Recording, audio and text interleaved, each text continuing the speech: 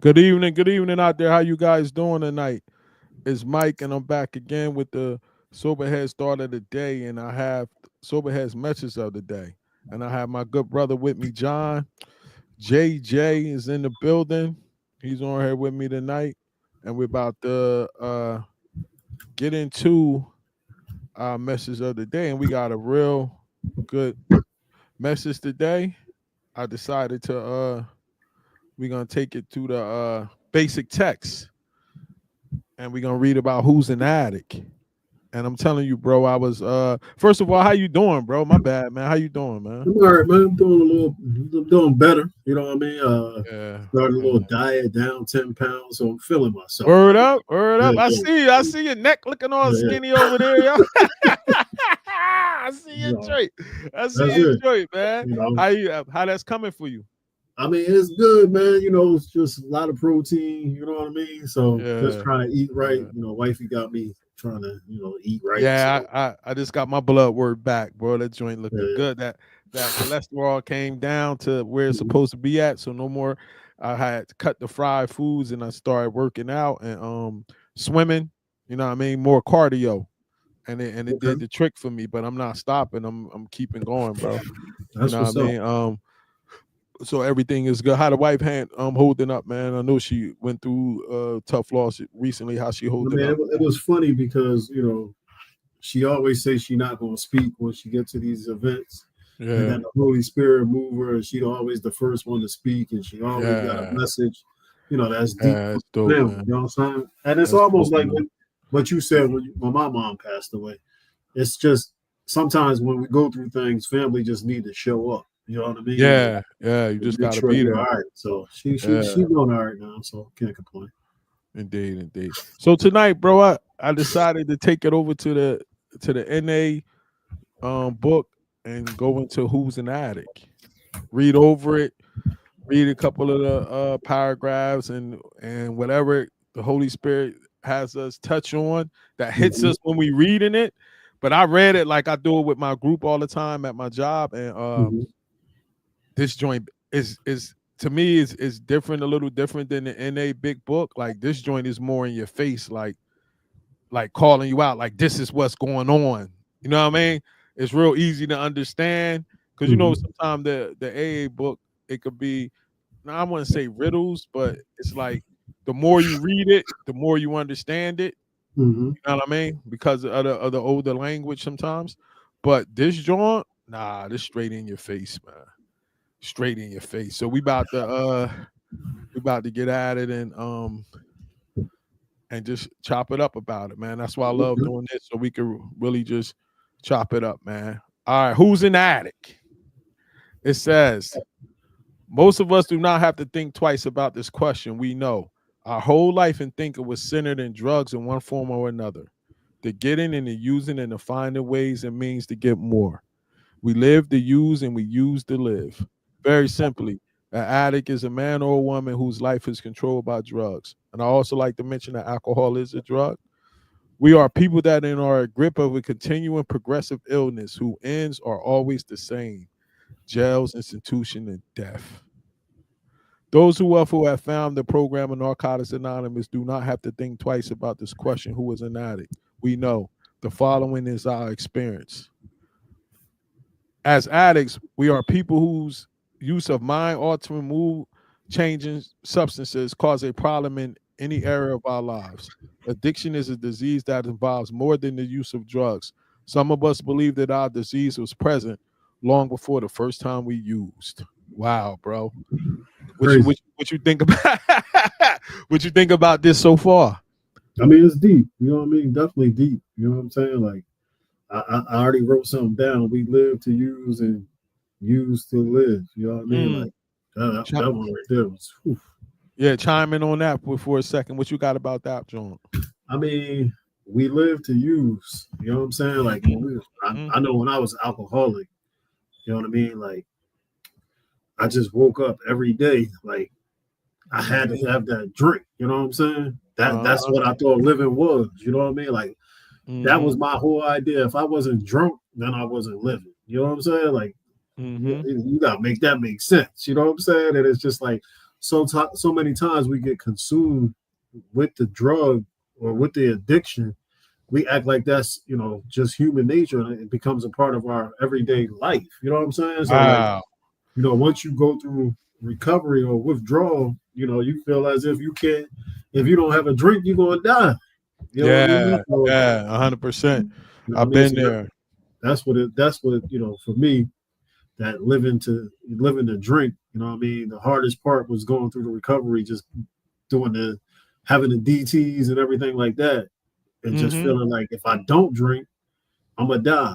But if I don't, mhm, if I do drink, you know what I'm saying? So it was like it's a catch 22, man. But I tell people sometimes, without the steps or without professional help, you got mhm. cats that have been drinking for so long, man, that they don't know how to get off. You know what I mean? Yeah, So you can't picture life without it. yeah, you know what I That's mean? So that's what the tough part was for me. I couldn't picture life without it. Like I didn't know how I would be able to enjoy anything or supposedly enjoy anything without doing it. mhm. I had grown so accustomed to drinking that it was like um I didn't know what I was gonna be able to do without it. Like Yeah, I didn't even know if I could even function without having the ability to be able to go get something to drink.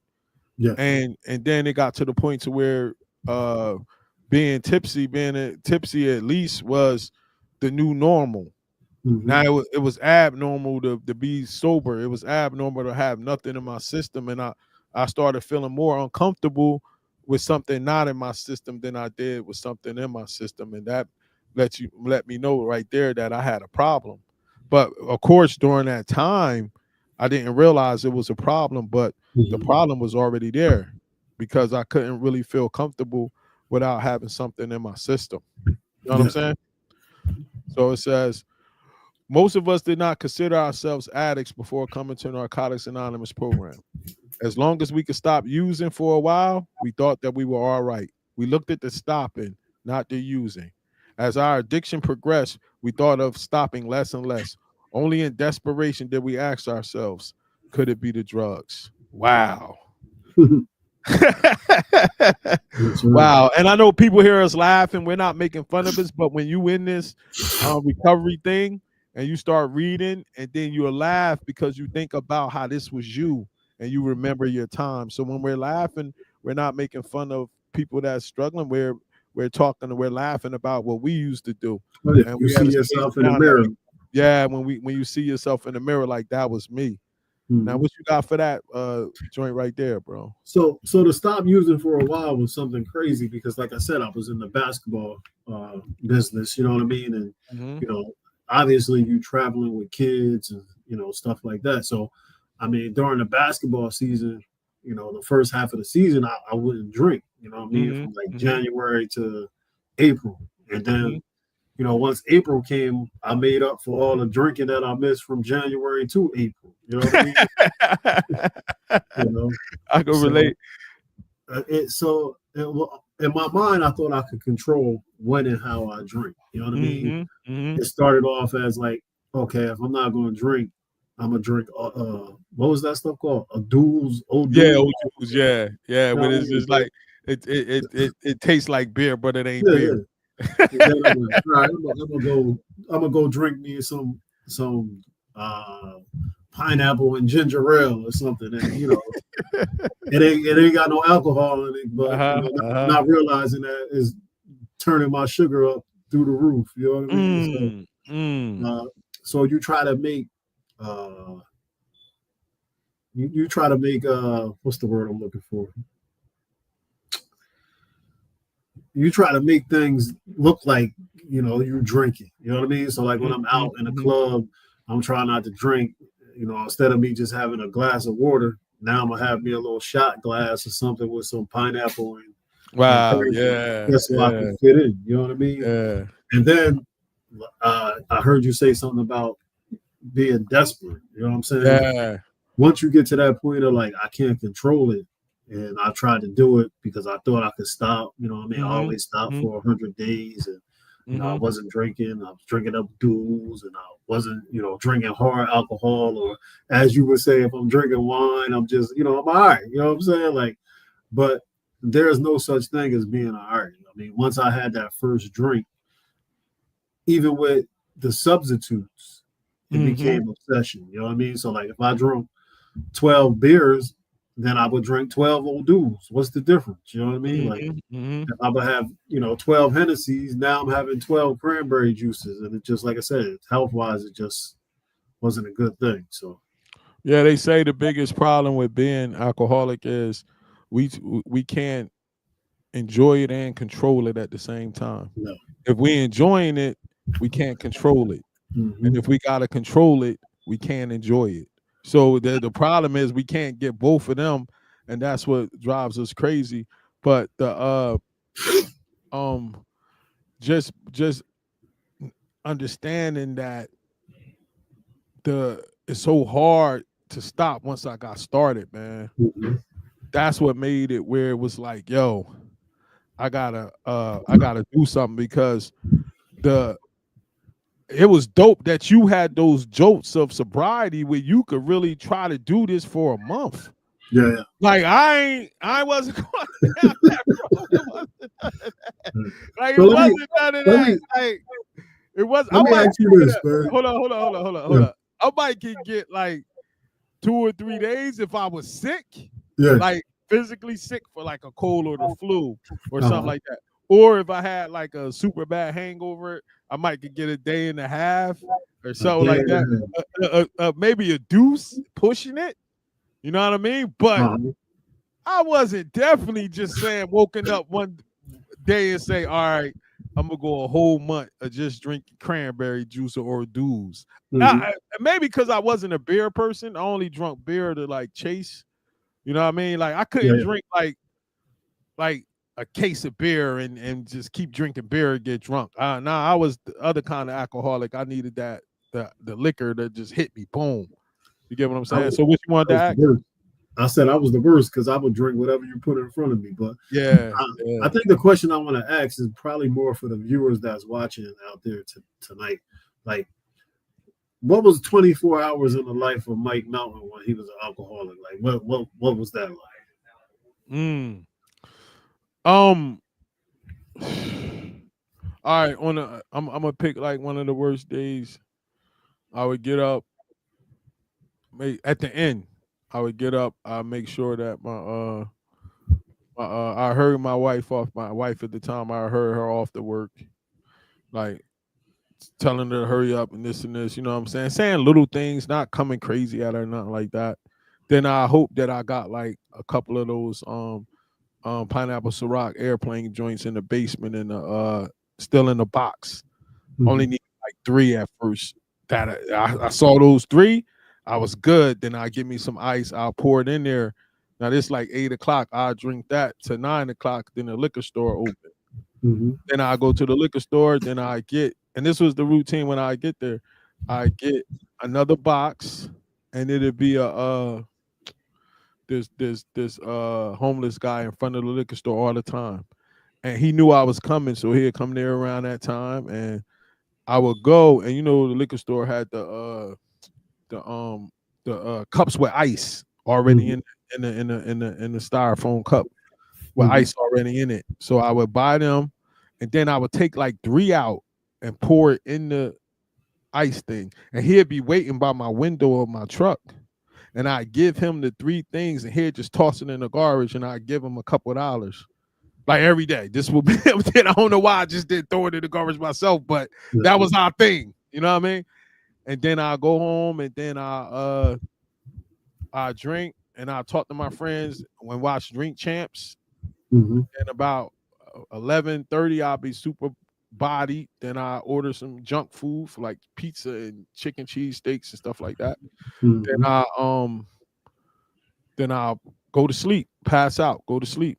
And then I'll wake up about 3, and then I go at it again. Then I go out around the town.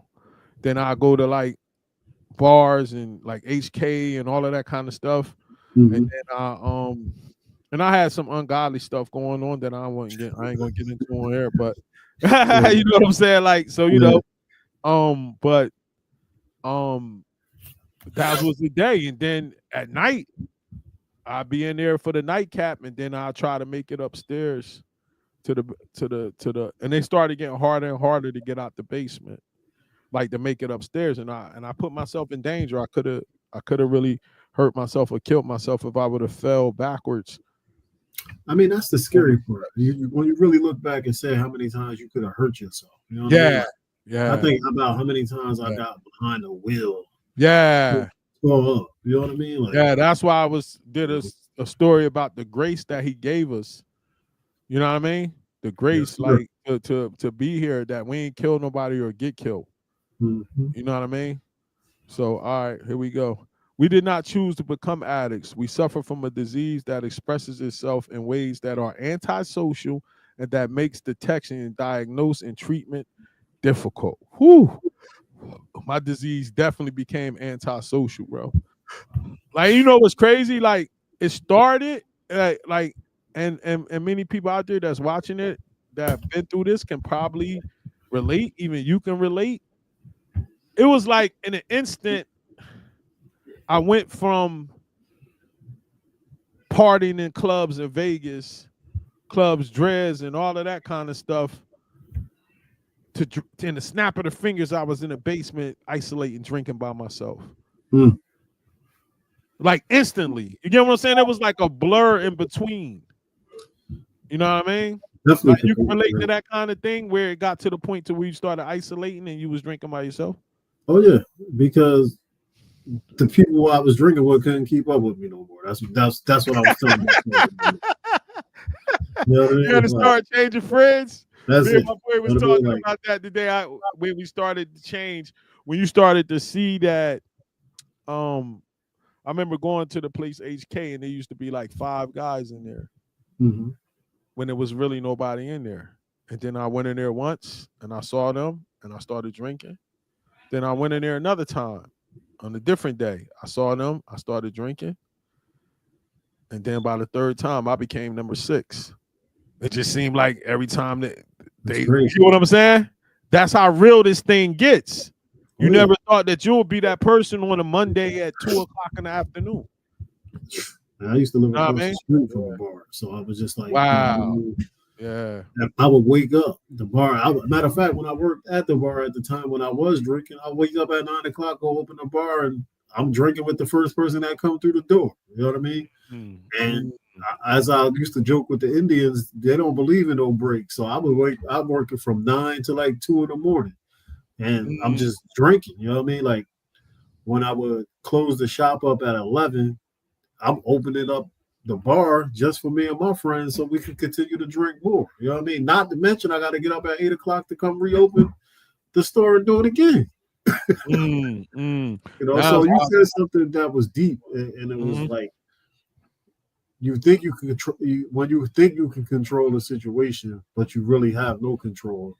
That's the key. You know what I mean? Like I learned later on through my recovery is the only person that I can control is myself. You know what I mean? How I respond and how I react to situations that I have to face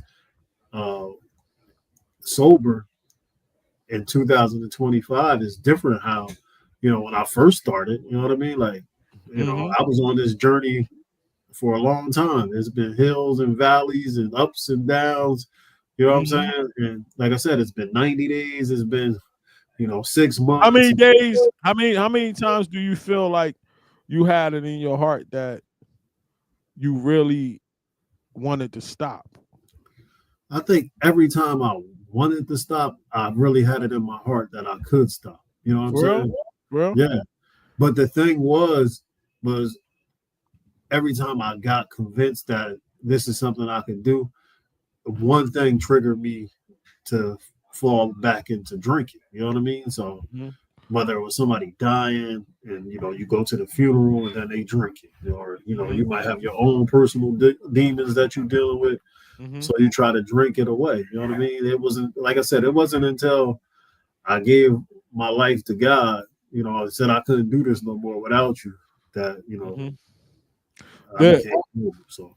And what's deep is that, like, I only had one other time that I really thought it was a good idea to start, and that's when I went to rehab the first time.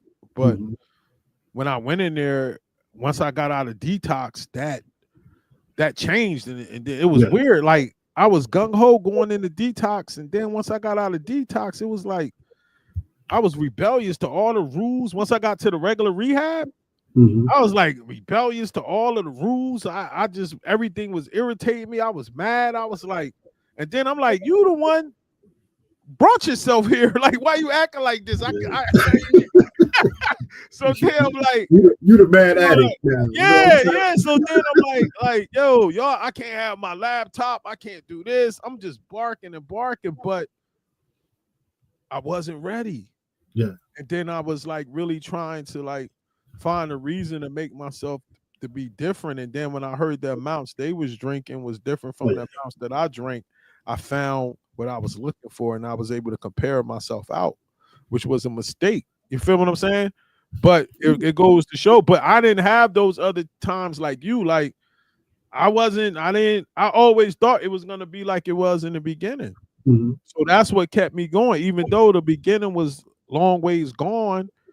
The fun times and all that stuff, that's how it's baffling and cunning, like, because it'll make you believe it's gonna be like it was when you was young and you was just having fun, and and then you think that it's gonna be like that, and those days are long gone and they never coming back. Well, the scary part, excuse me, is like you said, when I don't know about how you felt, but I know when I first went into rehab, you like, whoa, you start to hear the stories, and I'm like, okay, like you said, I'm not there just with alcoholics. I'm there with jokers that have, real drug problems. You know what I'm saying? Like, and I remember sitting down and listening to their stories and being like, yo, they worry worse than me. You know what I'm saying? But the bad part was some of them were on their second time back in rehab. And then you might hear somebody be like, oh man, just sit here, go through it. They're gonna let you go home and you'll be right back. You know what I'm saying? So I'm sitting there like, what do you mean I'm gonna be right back? You know what I'm saying? And I was right back. Yep. That's how it be. And then my last time I went, I was like, all right, I'm going to the meetings because you know how it is. You want to waste the time as far as, get your schedule in there. So anytime they had a meeting, I was going to a meeting. I don't care what the meeting was about. I'm in the meeting. You know what I'm saying? Yeah. Front and center. I got all the questions. I got my, like what I'm doing with you right now. I got You was doing that? You had all that the first time you went? I mean, them other times before you got serious? Heck yeah, man. Nah, the first time I went, I was goofing off in the meetings. I was laughing. I wanted to be entertained. Like I was a 40-something-year-old kid. Like I was just I couldn't do that, man. I was playing around. I couldn't. The crazy part for me during my rehab stage was actually sitting in or sleeping in a room with somebody that you don't know that's here for the same problems that you have. You know what I'm saying? I'm like, I really couldn't go to sleep, so I was just like, all right, let me do something to keep this time going. And then when I got in the meetings, I was just like you said, I was either going to participate or just be stupid in the meetings and be like, yo, I don't know why you here, because you can fix yourself, and these are choices that you made. And I'm saying, just trying to be rebellious. You here because you just tried to kill yourself. You know what I'm saying? Like, or you told somebody you wanted to kill yourself. You know what I'm saying? And I think I said, like, the last time I really went in, it was one of those times where I just never forget. Like, I could feel the presence of the Holy Spirit. You know what I'm saying? Like, indeed. And it was just like the rooms, like, because you know how it is, they'd be like dark and gloomy. And then, like I said, all of a sudden, this room started lighting up. Like, all right, man, it's time. It's time for to get it together. That was that time. So. And it says, our disease isolated us from people except when we were getting, using, and finding ways and means to get more. Hostile, resentful, self-centered, and self-seeking, we cut ourselves off from the outside world. Anything not completely familiar became alien and dangerous. Our world shrank and isolation became our life. We used in order to survive. It was the only way of life that we knew. Wow.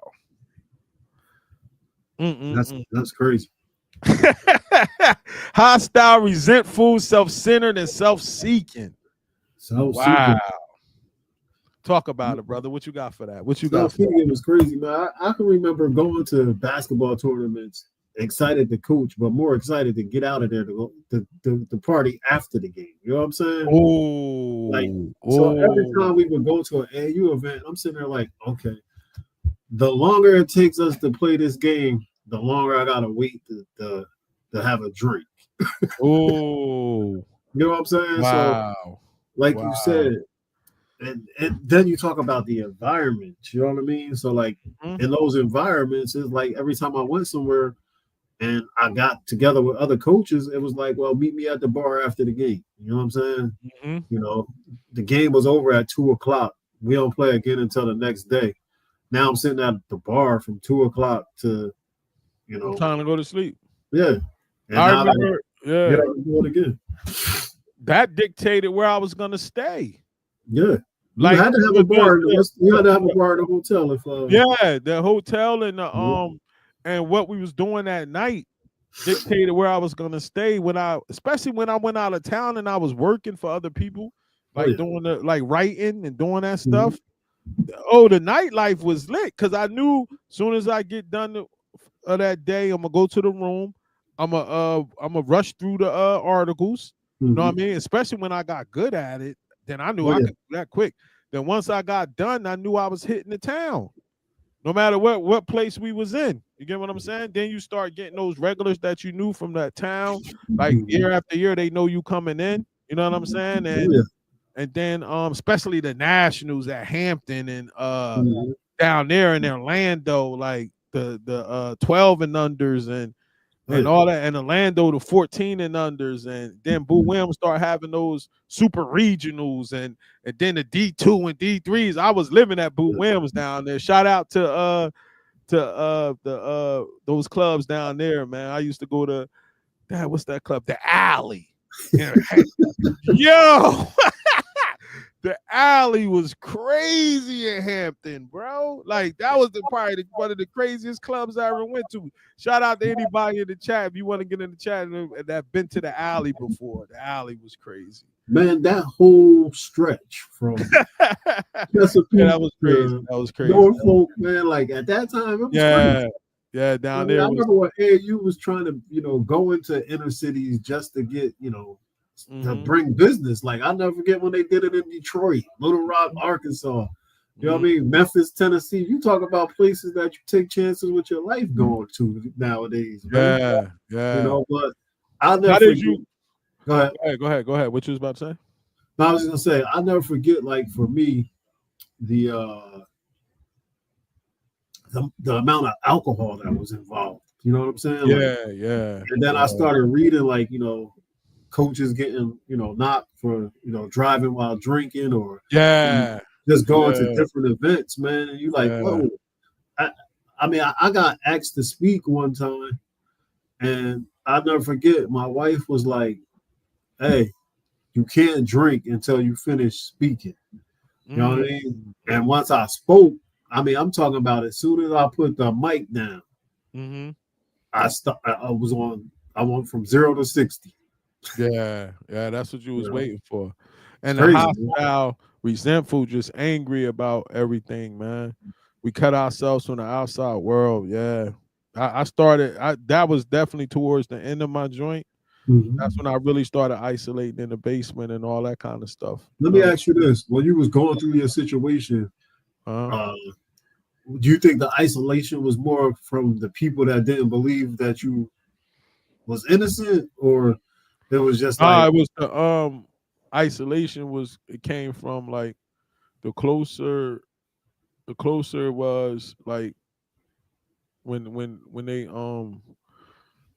when the the fear of getting locked up was first, yeah, and then 2016 when they charged the other guys, that went away, and then the fear of going to trial. The closer and closer we was getting to trial, the more I started isolating because I was scared, and um then I got addicted to depression. yeah, And then the depression, being addicted to depression made me isolate more. And I mhm, didn't know at the time that alcohol was a depressant. yeah, So So I'm taking this depressant, and at first it was giving me them jolts, and it was hitting the dopamine. So it was seemed like it was working at first, and the then it flipped on me, and then so now I'm looking forward to every day doing the same thing, knowing I'm gonna end up crying at the end of the day in the basement. Like I knew that was coming, but I was so sick and so trapped in that misery because it's tricky because it is a kind of soothing that comes along with that because you're crying and stuff, but you're not really feeling the emotions because the alcohol is numbing you. Yeah. You get what I'm saying? It's So it's like, yeah. It's just a tough place to be. And I thank the Most High that I'm sitting here talking to you now over 6 years and 4 months, not picking up a drink. Like, because like that feeling of thinking like I ain't gonna never be able to stop. No. I mean, even after 6 years of me going into 11/12, there's always that day when it's like, come on, man, you might as well. You know what I'm saying? 100%. And that's 100%. What people don't understand. They might see us and they might like, oh, well, he got 6 years, he got 11 years. You know what I'm saying? And no, we go through it. Yeah, we go through it every single day. You know what I mean? We go through it. All right, it says, excuse me. Some of us use, misuse, and abuse drugs and did not consider ourselves addicts. Through it all of this, we kept telling ourselves, I can handle it. Our misconceptions about the nature of addiction included visions of violence, street crime, dirty needles, and jails. Wow. I definitely told myself on many occasions like I was good. Like, you know what I mean? Even if when you almost getting in trouble and all that kind of stuff, I just said, all right, I'll just drink in the house. Yeah. Not the fact that I need to stop drinking. Nah, I'm just not gonna. I was just in the wrong town when I got pulled over, or it was their fault. Like we come up with all these different excuses, and it's never the alcohol, is always everything else. We don't never want to say like, yo, I need to stop because I have a drinking problem. You know what I mean? You're 100% right about that. Like we come up with all other excuses on why this is happening. No, it's happening because you're alcoholic. You know what I mean? Like, nah, it was their fault. You know what I mean? I shouldn't have did this. I was in the wrong place. You know, I shouldn't have went that way. If I would have just turned left at that light. Like you just come up with all types of crazy stuff. No, you're alcoholic, bro. I mean, the crazy part for me was waking up in a jail cell, and I'm like, I ain't never been locked up before. You know what I'm saying? I'm sitting here like, why am I getting locked up? I'm getting locked up for disorderly conduct coming out of a strip club.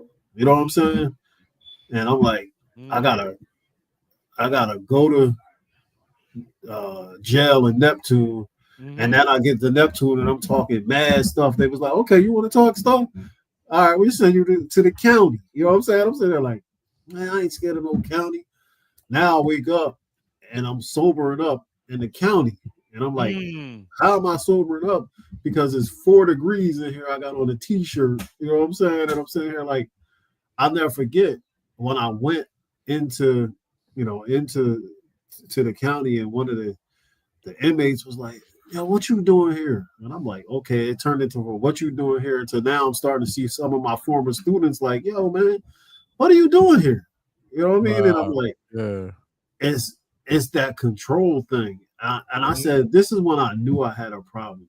So not only am I drinking out of control, but then my health is starting to take a turn. And you go to the doctor, and the doctor's like, hey, you shouldn't be drinking, but yet you still drinking. You know what I'm saying? I never had that because I wasn't really trying to go to the doctors like that. And the second, and of course, when I go, I will lie, and I just think my enzymes and stuff just wasn't that bad yet. Really get noticed, but you lie. They ask you on the thing how much you drink. You say 2 a day, and this. You know what I mean? So, I got to a point where I had to stop lying. You know what I mean? So like, wow.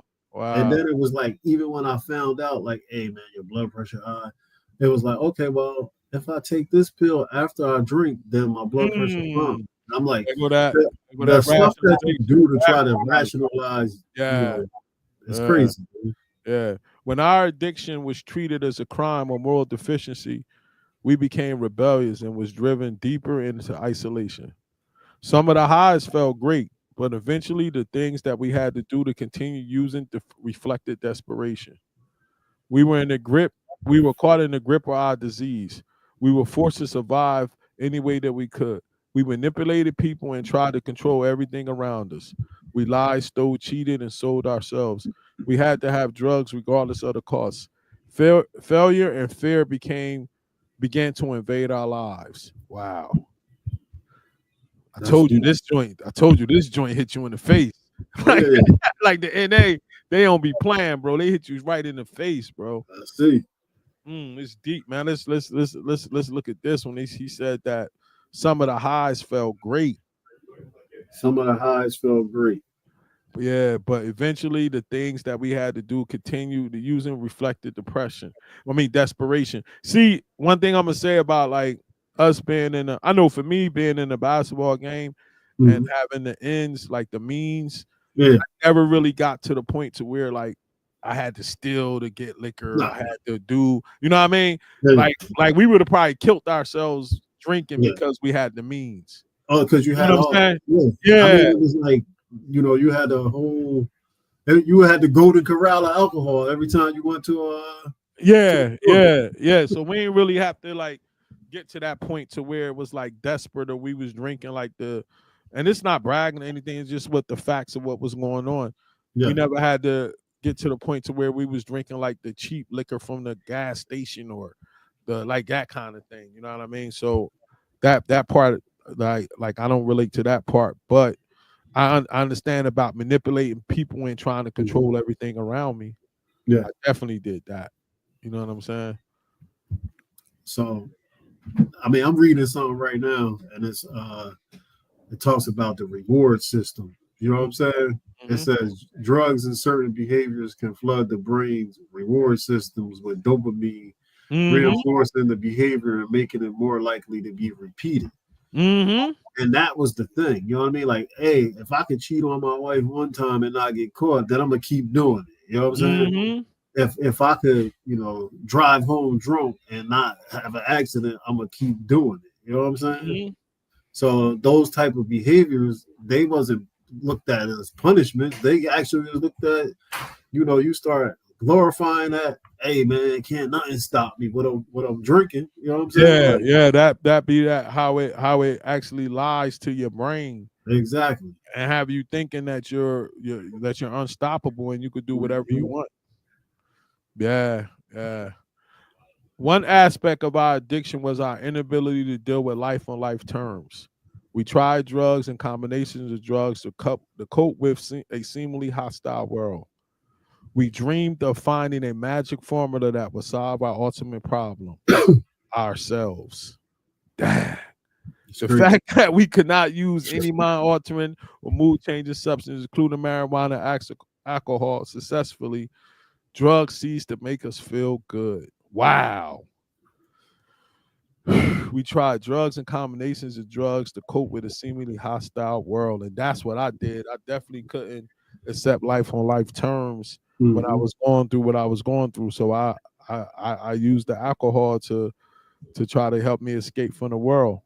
But I dreamed of finding that magic formula that was gonna make everything all right. The next drink, the next bag, the next Mm-hmm. woman. Like I'm thinking one of these is gonna make everything all right. That's crazy. And it never did until I broke down and I did them steps, and then that spirit came in me, and that was the only thing that made it all right. Nothing else made it all right, bro. It's crazy, man. You know what I'm saying? What you got for that one? I, I always say, like I said, I always go back to control, like just having no Mm-hmm. control. You know what I mean? And I remember I came across something and it talked about like the four C's of addiction, and it talked about the compulsion, the control, the craving, and the consequences. You know what I mean? Like, and the craving and the consequences for me were like the same thing. You know what I mean? Like, you know, Mm-hmm. I looked forward to drinking. You know what I mean? Like I couldn't wait. You know what I'm Yep, saying? yep, yep, yep. Because I knew that the person that I became after I started drinking, he was going to have a heck of a night. You know, whether it Mm-hmm. be Mm-hmm. with females, whether it just be spending money or just being the center of attention. You know what I'm Fact. saying? So the All the, consequences never all the, never really affected me because I didn't care about the consequences. You know what I mean? all those things to try to lift up that low self-esteem that I had inside of Mhm. me. You That's know. what it all came down to, not valuing who I am. You know what I So mean? we've been talking about, like I said, me walking away from basketball. So Mm-hmm. I always say like this: as much as I was able to impact lives with JJ Hoops, I still did a few disservices to people as well. You know what I mean? Like Mm. if I was out drinking with somebody, you know what I mean, or if I didn't say, hey man, you shouldn't be doing this, or you should have a Mm-hmm. relationship with God. At that time, I was doing a disservice. So the legacy of JJ Yeah, Hoops for me now is more than basketball. You know what I'm saying? So yeah, like that's that's deep. why it's easy to transition because the love that I have for basketball was a gift that was given to me by God. You know what I mean? Mm. The same love that I have for sobriety and talking about God is another gift from God. So, like I said, I just choose to move forward in that realm and just, operate in that space. And instead of me trying to control everything, God is in control of every decision that I make. So, You better believe it, and it's deep, man. Because I remember when in the course of making my amends, I had to call some brothers and introduce and make amends with them for introducing them to that kind of lifestyle when we used to get on mhm. the plane and stuff. You know what I Yeah. mean? So that was some amends I had to make Mhm. myself. You know what I mean? Like you just said, like I wasn't telling them about God. I was telling them to do the opposite. You Yeah. know what I mean? And I was a bad example when I had to really eat that and take accountability for what I did. And I had to call them up the same way I called them up to told them how to get tickets. I had to call them up to say I apologize and can you forgive me for doing it? Oh, yeah. You Like you know, said, the same way you call up about tickets, the same way you sending videos out about, yep, God yep, and yep, yep, I yep. mean, I always tell people like this: it's your choice. You know what I mean? Like, I Hmm. always go back to that chance and the choice, man. You sent me a video today. You know what I mean? I got a Yeah, that chance was and a deep. choice. That You know what I was a mean? good video. That was a good And it's video. crazy because you sent me something, and then I got another thing that I'm reading. Like I said, with this more time on my hands and not worrying about going to practice and stuff like that, I get a chance to read more. You Hmm. know what I mean? Like, bro, I'm on my third book in like the last 3 weeks.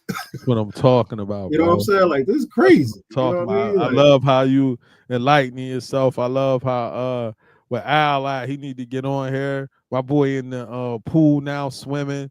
He doing his thing. You over uh, there getting your losing your weight. We talking man, about look, I God. started Like to text you I last never night. thought it was I have two long branch dudes to be my sobriety buddies on this and this journey Uh, with God from the LB. uh, Yeah, it's dope, man. It's dope. Who would have ever thought, man? And it says, at times we were defensive about our addiction and justified our right to use, especially when we had legal prescriptions. We were proud of sometimes illegal and often bizarre behavior that typified our using. We forgot about the times when we sat alone and was consumed by fear and self-pity. We fell into a pattern of selective thinking. We only remembered the good drug experiences. We justified and rationalized the things that we did to keep from being sick or going crazy. We ignored the times when life seemed to be a nightmare. We avoided the reality of our addiction. Wow. Sheesh. I told you, man, this joint be hitting, bro. oh, yeah. I don't know. I don't know who. Like when they put this together, I somebody mean, definitely sat down and said, they "Pour put it it all together out." from the darkest. They put it Yeah, from the dark place, man. You know what I'm saying? Like, yeah. Somebody said, "Pour it all out." You I know what mean, I it goes mean? back to the question that they asked me when I was going through and my last time. You know, like I said, to get me where I am, the question becomes: do you want to live or you want to die? You know what I'm saying? Mm, Do you want to go to heaven or you want to go to hell? You know what I'm saying? So when you mm, got those two motivation in front of you as far as like living, right? Especially if you got kids and a wife, and you know what I mean, and then getting to heaven, especially if you lost loved ones that you really want to see that gave their life to God.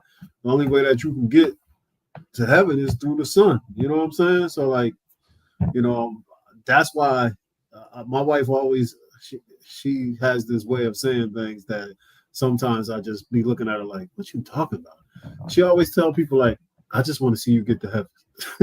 it's- and that's all she need to say. Like in That's some it. cases, yeah, that's point You know what I blank mean? period right there.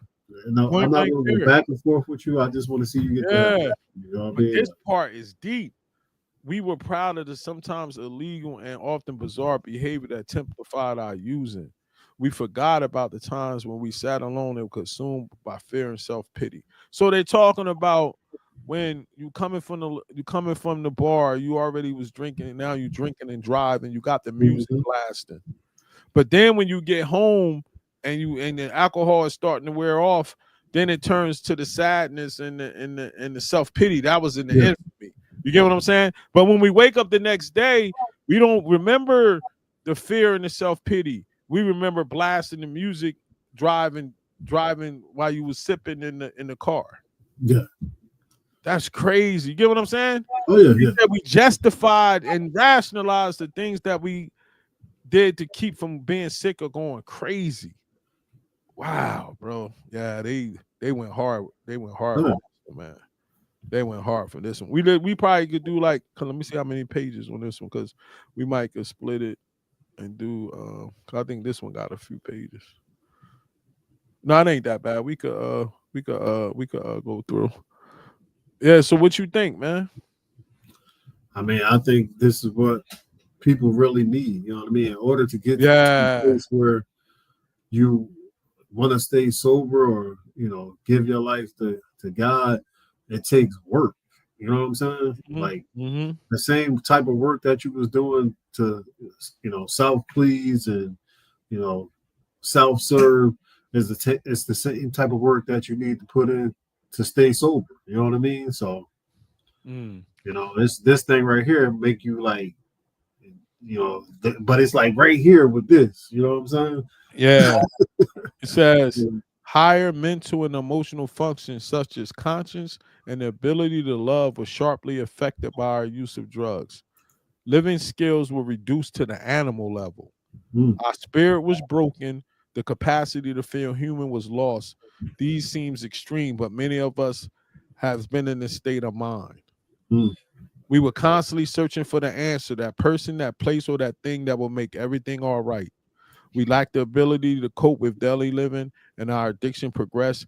Many of us found ourselves in and out of institutions. You just talked about that, being going in and yeah, out of the yeah, institution. yeah, yeah. Whew. Because you searching for that person, that place, and that thing, man. You know what I mean? Mm. Like here it is. You know, in my first marriage, I'm thinking, oh man, I'm married. You know Mm-hmm. what I'm saying? I got the perfect girl. You know what I'm Mm-hmm. saying? But it's not the perfect job for me at the time. I'm not staying in a perfect Mm-hmm. place. So I Mm-hmm. had one of the three things that I was trying to control. You know what I'm saying?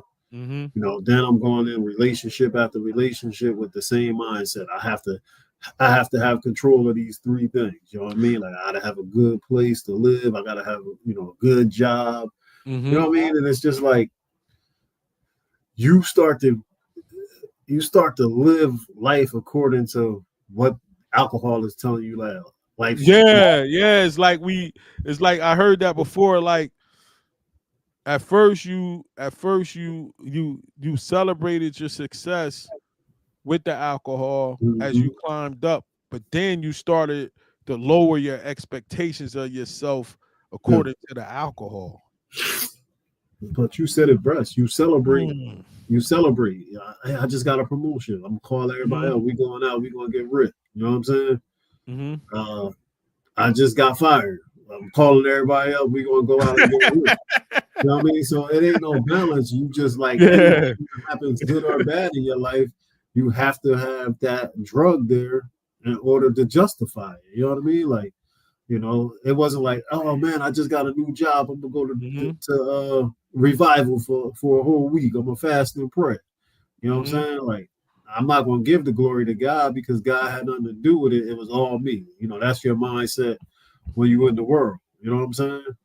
Now Indeed. it's like, bro, before I wake up in the morning, it's like, hey, before me and my wife get anywhere, we thank God for the day, and we go through what we thankful for with each other. You know what I mean? So, It says these experiences indicated that there was something wrong with our lives.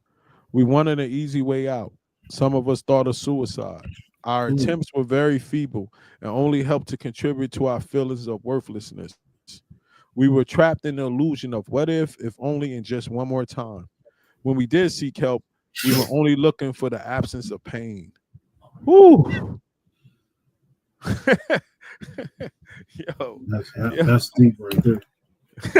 yo, I definitely thought about the suicide. I definitely felt the worthlessness. Mhm. I definitely was like, what if only, and just one more time. Like how many times I was gonna stop. Today was the last day. How many Fridays was the last Friday? This weekend is the last weekend. How many New Year's resolutions, and I'm stopping after my birthday, and Yeah, yeah. sheesh. You know what I I mean? mean, Yeah, the bottom line is we can all have those sayings. We can all, feel as if we can make it stop. But until you submit yourself to a higher power and really believe that you don't have the control, Woo. it's not going to happen. You know what I mean? I don't care who you are. You know what I mean? Like, I tell you firsthand, without God, there is no sober JJ. You know what I mean? Uh, Like, Second that over here, brother. so, you know, Definitely not. Definitely not me, bro. Then it says we had regained good when we had regained good physical health many times, only to lose it again. Our track record shows that it is impossible for us to use successfully. No matter how well we may appear to be in control, using drugs always brings us to our knees. Like other incurable diseases, addiction can be arrested. We agree that there is nothing shameful about being an addict, provided we accept our dilemma honestly and take positive action. We are willing to admit without reservation that we are allergic to drugs. Common sense tells us that it would be insane to go back to our source of our allergy. Our experience indicate that medicine cannot cure our illness. Although physical and mental tolerance play a role, many drugs require no extent period of use to trigger allergic reaction. Our reaction to drugs is what makes us an addict, not how much we use. Every time I read this when I'm doing my group, I always go over that last one again and our I reaction. explain to the people, yeah, because and I always use the illustration of like if me and my mom went out to a bar and she's Hmm. non-alcoholic and I'm alcoholic. So we Hmm. sit down at the bar, we put a drink, we put a shot in front of both of us. You know what I mean? She take her shot, I take my shot. Her shot is gonna make her head fuzzy. She's gonna get warm. She's gonna be like, I'm good. My shot is gonna make my body say I need more. Yeah, That's what makes me alcoholic and makes her non-alcoholic. It's not how sure. often I drink, it's not how much I drink, Yeah, it's how my body reacts yeah. once alcohol is entered into my body. Hmm. You know what I mean? And people need to understand that so they don't get stuck with in the stigma of thinking they're a bad person or they're terrible or this or that. You're like this because the way your body reacts to it. Oh yeah, and that's You know that's what I mean? the addiction. Yeah, yeah. You know, Way your body reacts to it. the Any Go craziest, ahead. Go the ahead. craziest is like you said. So addiction comes with not just alcohol. It comes with underlying issues as well. You know what I mean? Mm-hmm. I, I'm reading a book now, and I thought about you when I read this. So one of the addictions that we all have is no matter what, our body tells us we need to eat every single day. You know what I'm Mhm, saying? mhm, So just imagine somebody saying that they're going to fast for 40 days and 40 nights. You know what I'm saying? mhm, or even fast for 24 hours. You know what I mean? Like that switch to tell your body to or your mind that you don't want food, that's an ongoing fight. That's a struggle. You know what I mean? Yeah, Because 100%. but one thing I need food. You know what I Hmm. mean? I don't need alcohol, but I need food. Now the Hmm. problem becomes when your body starts to tell you during this addiction that I need alcohol.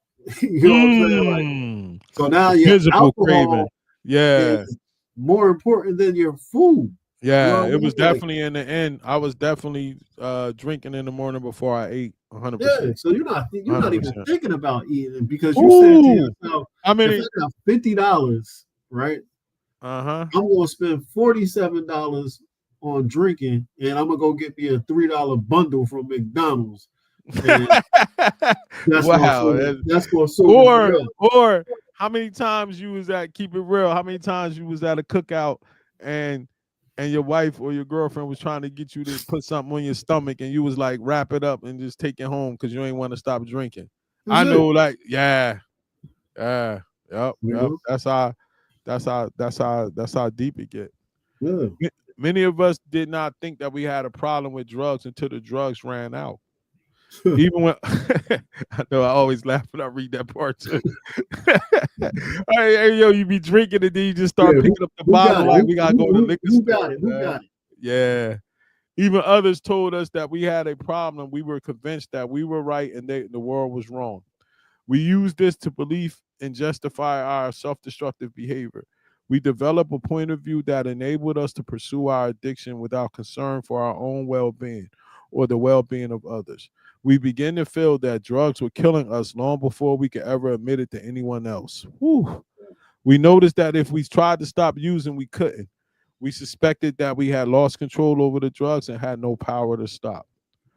Certain things followed as we continued to use. We became accustomed to the state of mind that is common to addicts. We forgot what it was like before we started using. Wow. We That's crazy. forgot about social graces.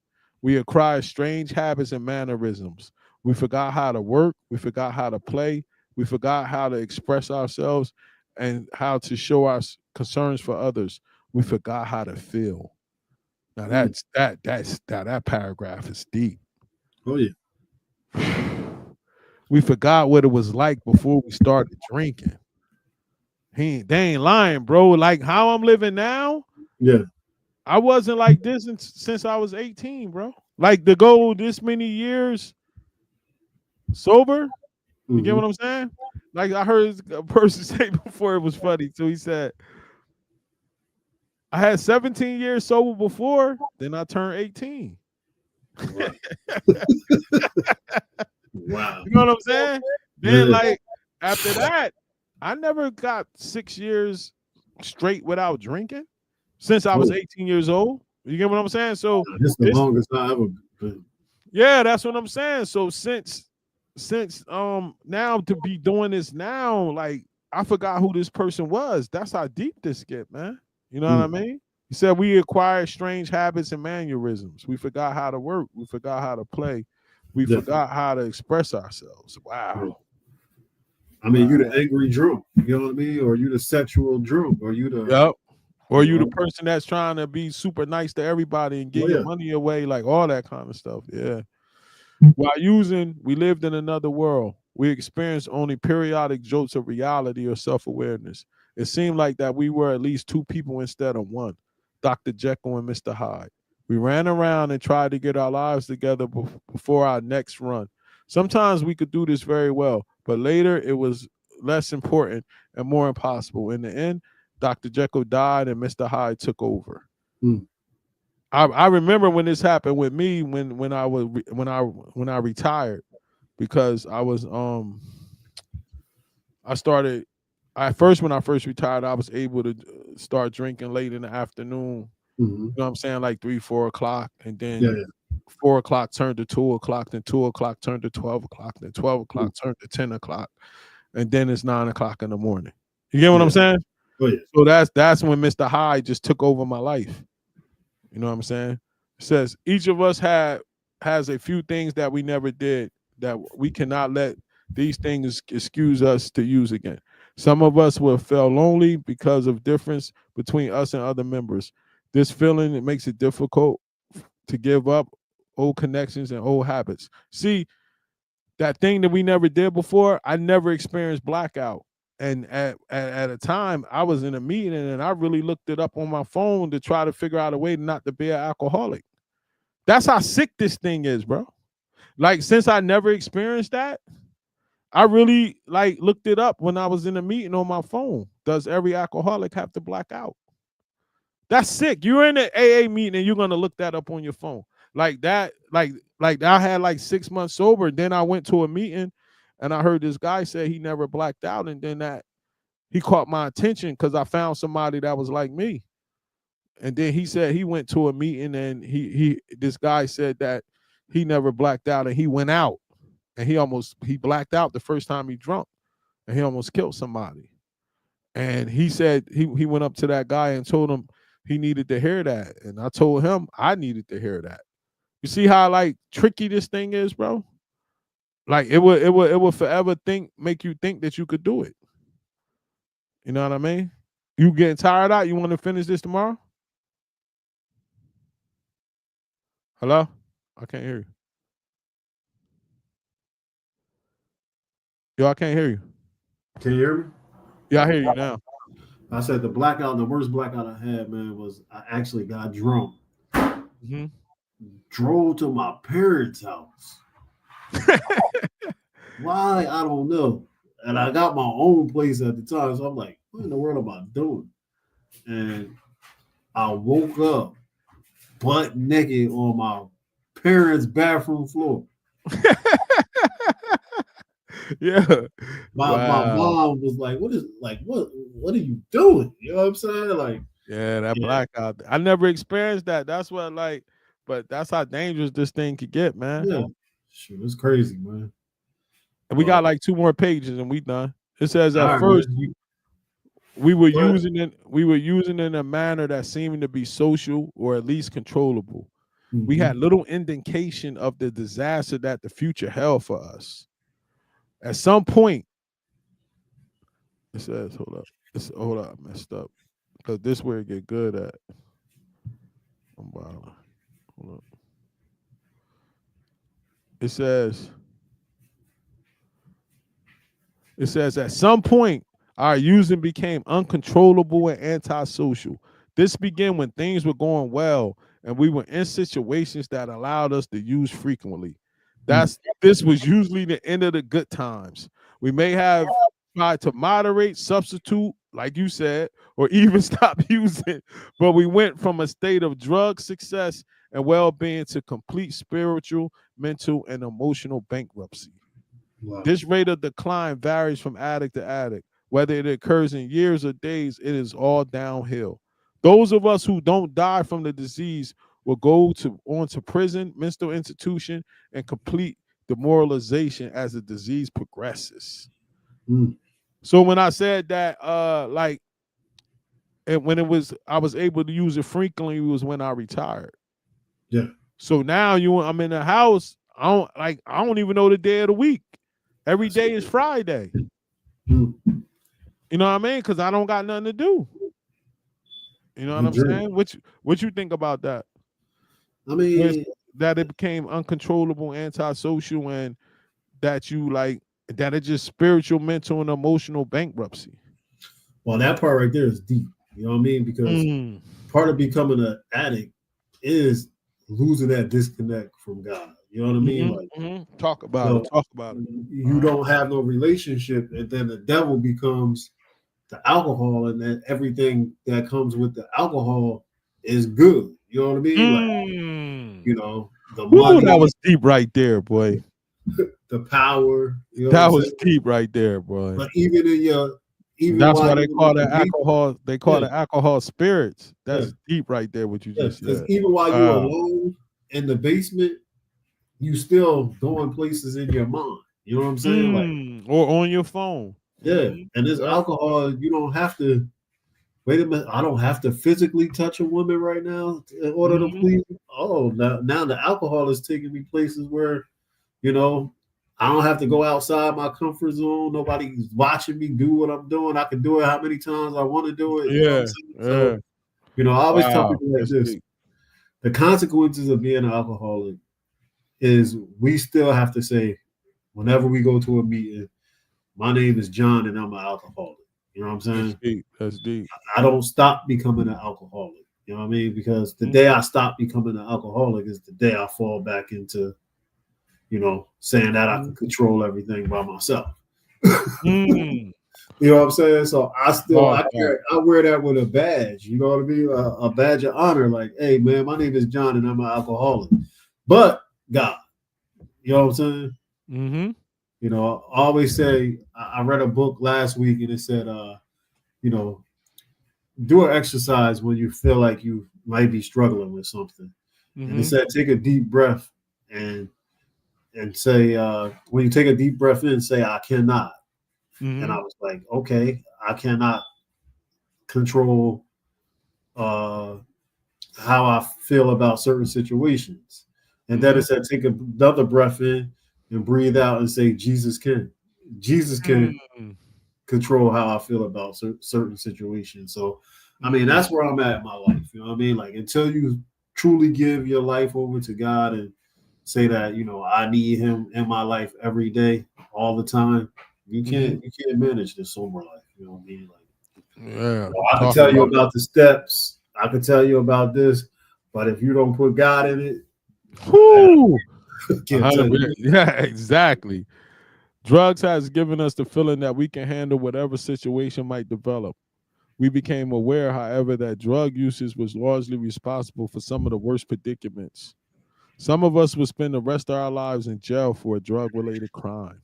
Mm. Glad I never blacked out, man. Imagine waking up and they telling you you killed somebody, bro. Yeah, yeah. Like, shh. Oh yeah, Whew. We it's had to crazy. reach we had to reach our bottom before we were willing to stop. We were finally motivated to seek help in the later stage of our addiction. Then it was easier for us to see the destruction, disaster, and delusion of our using.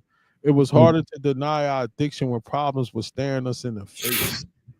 Whew, I ain't lying about that.